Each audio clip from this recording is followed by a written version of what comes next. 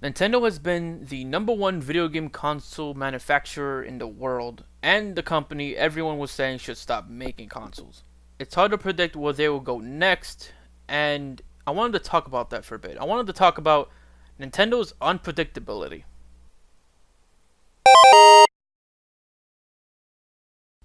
It goes without saying that a while ago Nintendo was the biggest name in gaming with very little competition until Sega came around.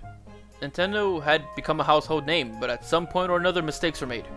Every company at some point makes mistakes, but Nintendo is one that seems to make the most interesting choices.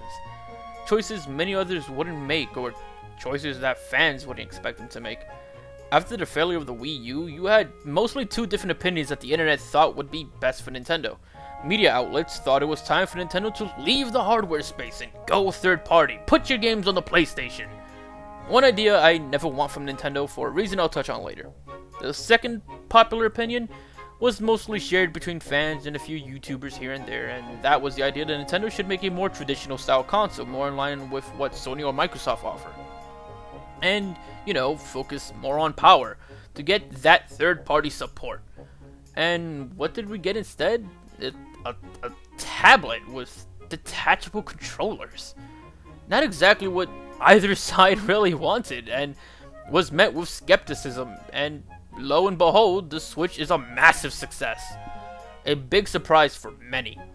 Nintendo seems to do this pretty often. No one really expected a motion-controlled focused console like the Wii, or a VR-focused console like the Virtual Boy. However, as I'm sure you know, only some of these ideas really ended up working. This is primarily why I want to cover Nintendo so much. They seem to design consoles and their games in a drastically different way the rest of the industry likes to think of it. Who else could have really thought of the idea to make a handheld console with two screens work?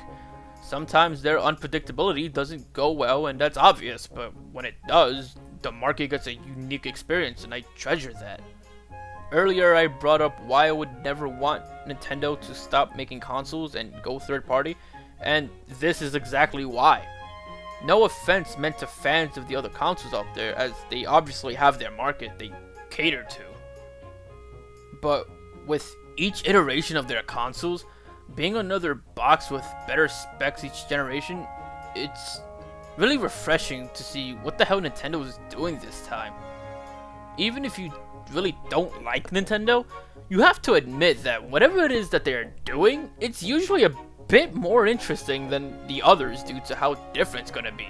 Yeah, Nintendo could easily just make a box that plays games and nothing else and doesn't really do anything unique, but when Nintendo makes a console and they make these unique experiences, it breaks the norm, it breaks the mold, and it gives you a weird and sometimes successful, fun experience, and I really want that to continue. I think the industry needs a company like Nintendo that does some unpredictable stuff in order to keep things interesting and maybe sometimes innovate in some places.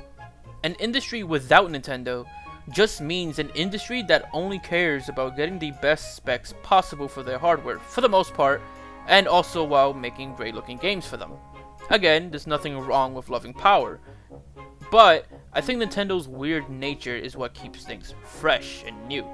Even when Nintendo is down, don't just count them out. Don't ever just count them out. They have always bounced back, and often with something amazing.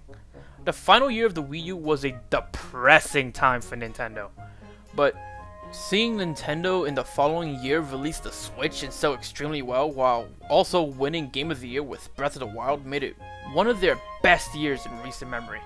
They bounced back harder than ever before, and I think we should probably think twice before we think they're down for good. Alright, guys, that's all I got for this video. I just really wanted to answer the question as to why I wanted to be a Nintendo-based YouTuber, why I wanted to, why am I so interested in Nintendo rather than the other companies. I play the other companies' consoles just as much. That's probably not true. I don't know the actual hours logged into each console, but I can tell you this much. They're just the most interesting. They're my favorite of the three, and I love them just because they're the weird one. And because their games are fun, of course.